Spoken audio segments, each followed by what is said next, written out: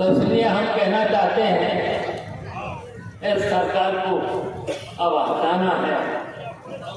और यहाँ तक कि आप रोजी आप देख रहे हो, जो यहाँ के प्रत्याशी हैं सुन ही रहे हो, उनके बारे में तो जान ही रहे हो, हर बार जगह बदल देते हैं। सच ये 17 में इनका बेटा लड़ा था बलिया, और फिर 19 में भी कहीं, 22 में बनारस,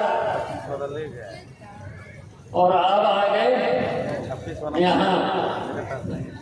के बारे में तो जानते ही हम क्या क्या बोलते थे। और ये सही है, इनके पिताजी जो कैंडिडेट हैं, इनके पिताजी दिल्ली में, क्योंकि यहाँ उत्तर प्रदेश में तो कोई सुनता नहीं है, दिल्ली में बैठ करके अपने समाज, खैर हम जानते हैं कि इनका समाज सामान्य समाज है, राजदार समाज है, मेहनत मजदूरी करने वाला समाज है, तो उसको बेचने का काम दिल्ली में बैठ करके वहां से पैसा लेने का काम करते हैं।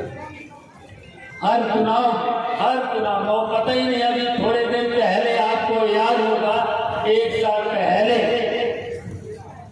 उत्तर प्रदेश के मुख्यमंत्री के लिए क्या कह रहे थे, चल सन्यासी मंदिर में और मठ में रहते हैं, कह रहे थे। सब लोगों ने सुना है। तो ये रुपया समझ लो, इनको 1 रुपया गपचे वाले रुपया तो समझ ही गए हो।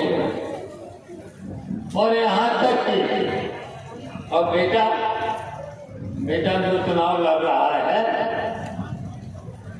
तो बाप तो 1 नंबर ही है और बेटा है 10 नंबर। समझ लो, ये 1 रुपया है, पीले गपचे वाले 1 रुपया, इनसे बचना है। और ये राजीव राय है, समाजवादी पार्टी के प्रत्याशी, इंडिया गठबंधन के प्रत्याशी।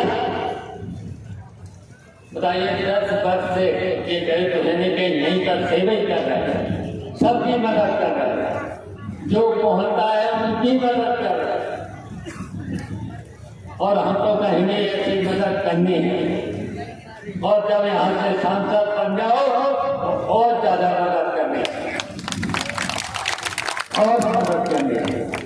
और फिर हम लोगों ने और इंडिया गठबंधन ने अब इस चुनाव के बाद से भारतीय जनता पार्टी यहाँ से जाएगी और इंडिया गठबंधन की इस देश में सरकार बनेगी।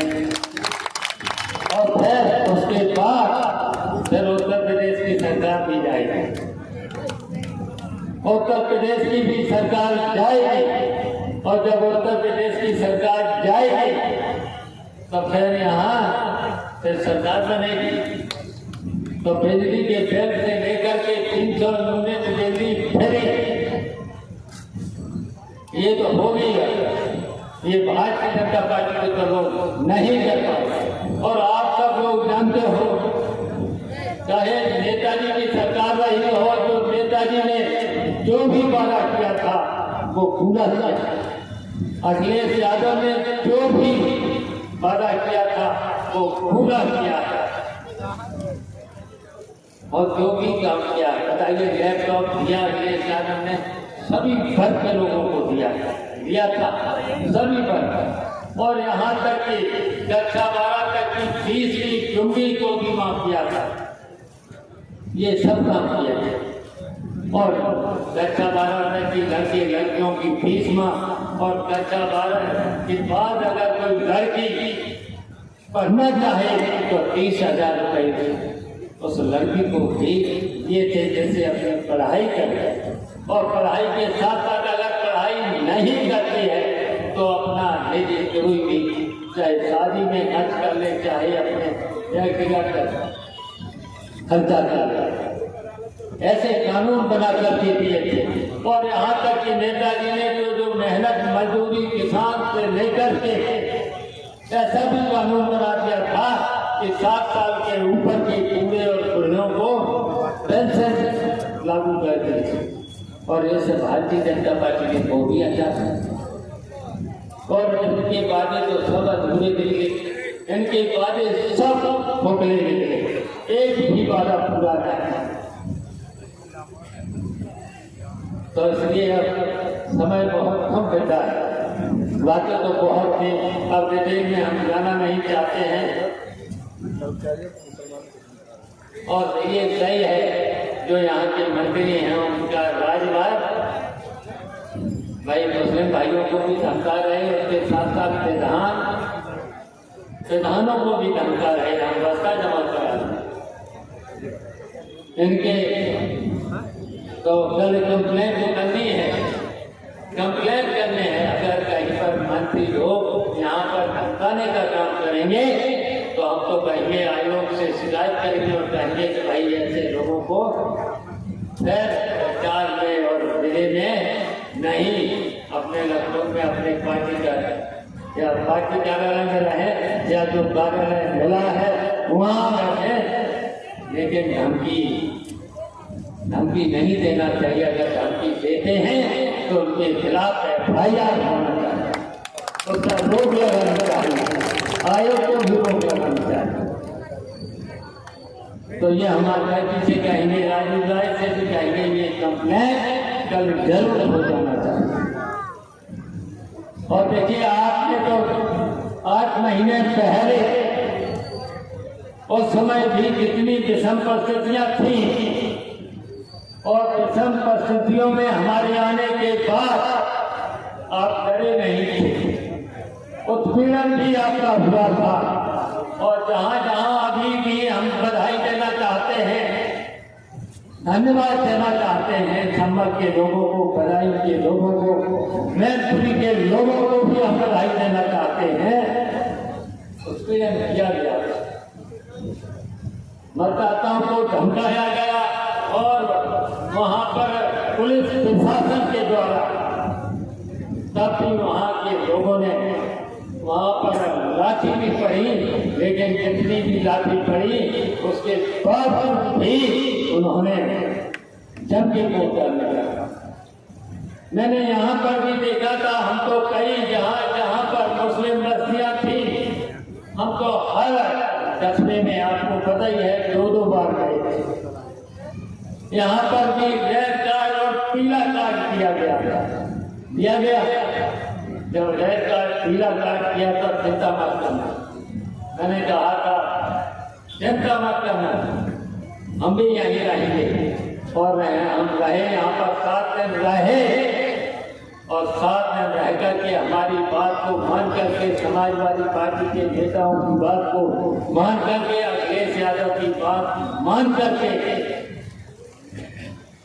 तो अब तो और विषम परिस्थितियां हैं, अब तो और विषम परिस्थितियां हैं कि भारतीय जनता पार्टी के लोग समझ चुके हैं आपकी बात। अब तो समाजवादी पार्टी जो गठबंधन, इंडिया गठबंधन की सरकार बनने वाली है, तो ये और भी षड्यंत्र कर सकते हैं।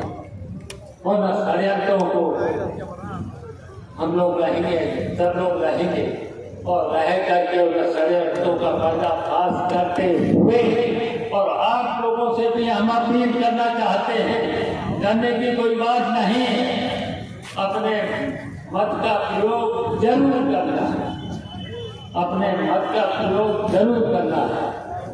तो हम चाहते हैं कि करेंगे आप सब लोग, तो हाथ उठा करके बताइए सब लोग, अपने सब लोग, अभी सब लोगों के हाथ नहीं होते, सब लोग हाथ उठाते हैं, सब लोगों के हाथ नहीं होते, उठाइए, सब लोगों के हाथ उठाइए। और हम तो कहेंगे कि उस दिन सब लोग अपने अपने मोहल्ले में, अपने अपने परिवार का जो भी मत हो उसको बोलेंगे, स्टेशन पर ले जा करके और अपना मत का प्रयोग जरूर करना, और साइकिल का बटन दबा करके राजीव राय को जिताने का काम करें।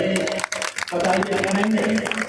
करेंगे। और ये अगर आप हम लोगों ने कर दिया तो भारतीय जनता पार्टी यहाँ से हट जाएगी और फिर आपकी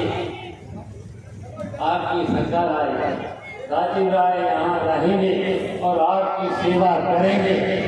कहीं पर भी दिक्कत नहीं आने देंगे, नहीं आने देंगे। और हम लोग भी आते जाते रहेंगे, हम लोग भी आते जाते रहेंगे। आपको कहीं जहाँ पर भी दिक्कत कहीं पर भी अगर आएगी तो आपके साथ हम कंधे से कंधा मिला करके आपकी लड़ाई को लड़ने का काम करेंगे और आपको कहीं पर भी असुविधा नहीं होने देंगे। तो बताओ राजीव राय को बस यहाँ साइकिल का बटन दबा करके जिता देना। यही हमारी अपील है, यही हमारा निवेदन है। इन्हीं शब्दों के साथ समाजवादी पार्टी जिंदाबाद।